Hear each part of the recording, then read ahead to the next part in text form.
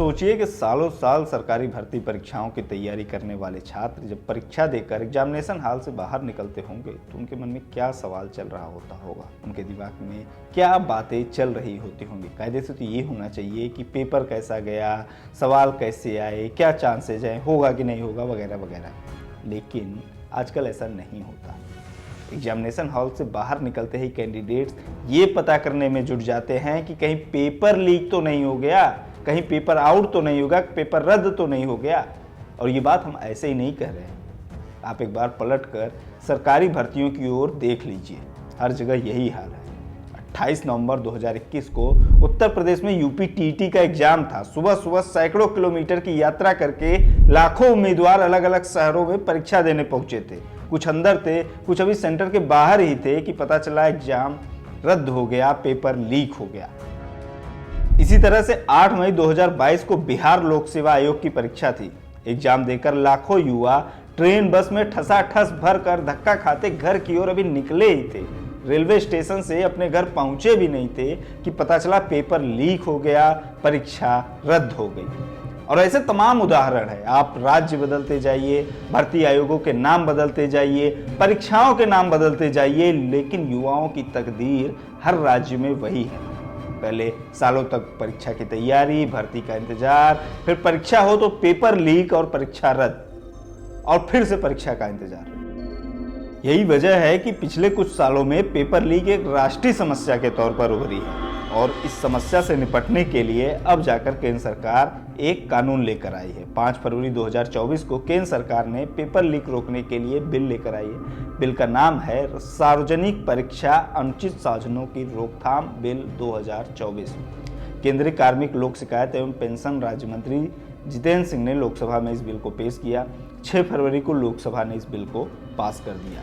इस बिल की क्या खास बातें हैं ये भी समझ लेते हैं। इस बिल का उद्देश्य सार्वजनिक परीक्षाओं में धांधली को रोकना है। परीक्षा में अनुचित साधनों के उपयोग के जरिए होने वाली हेराफेरी को रोकना है। जो परीक्षा में गड़बड़ी होती थी उन पर अंकुश लगाने के लिए ये बिल परीक्षाओं में धांधली या गड़बड़ी के तरीकों पर रोक लगाने के लिए लाया गया है। इस बिल के मुताबिक अगर कोई व्यक्ति या संस्था परीक्षा के दौरान अवैध तरीके से प्रश्न हल करता है, अवैध तरीके से किसी अभ्यर्थी की मदद करता है, परीक्षा के दौरान अनुचित साधनों का इस्तेमाल करने के लिए सुरक्षा उपायों का उल्लंघन करता है, क्वेश्चन पेपर या आंसर की तक अवैध तरीके से पहुंचता है और उसे लीक करता है, सार्वजनिक परीक्षा के दौरान उम्मीदवार की मदद करता है, कंप्यूटर नेटवर्क या रिसोर्स के साथ छेड़छाड़ करता है, मेरिट लिस्ट या रैंक को शॉर्टलिस्ट करने के लिए या अंतिम रूप देने के लिए डॉक्यूमेंट्स के साथ छेड़छाड़ करता है, फर्जी परीक्षा आयोजित करता है, नकल करने या पैसे के लिए फर्जी प्रवेश पत्र या ऑफर लेटर जारी करता है, फर्जी वेबसाइट बनाता है,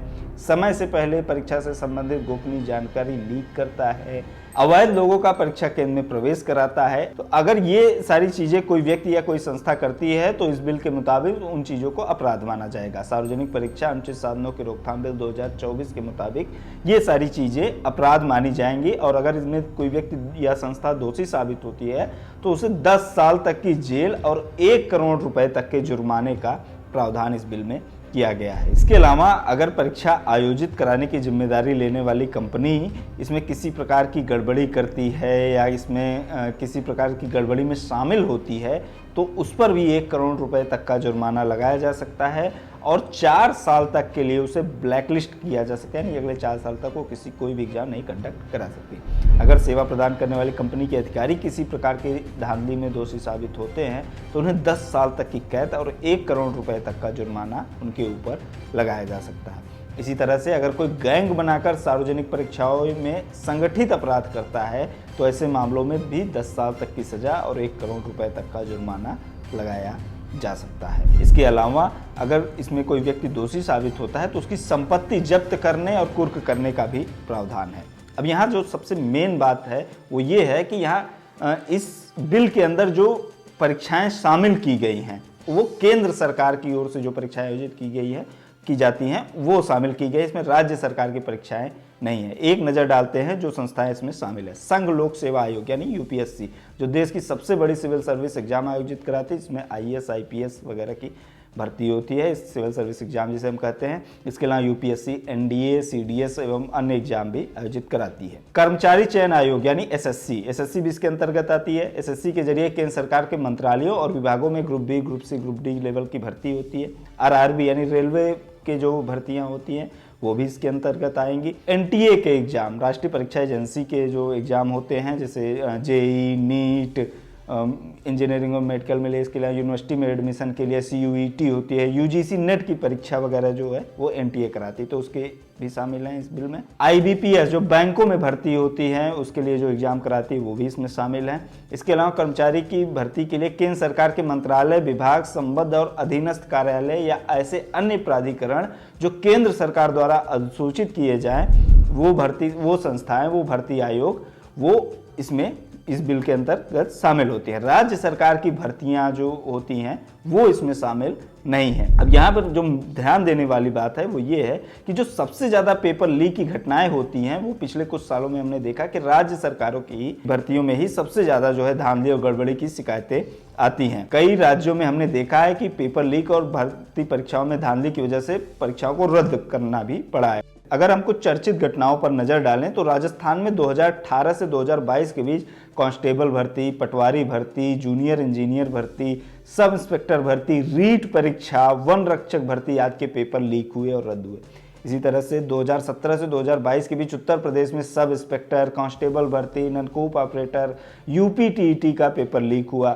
बिहार में 2018 से 2022 के बीच एसएससी, पुलिस भर्ती, बीपीएससी का पेपर लीक हुआ। गुजरात में 2014 से 2022 के बीच करीब 1 दर्जन भर्ती परीक्षाओं के पेपर लीक हुए। इसके अलावा उत्तराखंड और छत्तीसगढ़ में भी पेपर लीक की कई सारी घटनाएं हुई, भर्ती परीक्षाओं में धांधली की घटनाएं हुई। अभी 28 जनवरी 2024 को झारखंड कर्मचारी चयन आयोग की एक भर्ती धांधली की वजह से जो है उसको पेपर को रद्द कर दिया गया।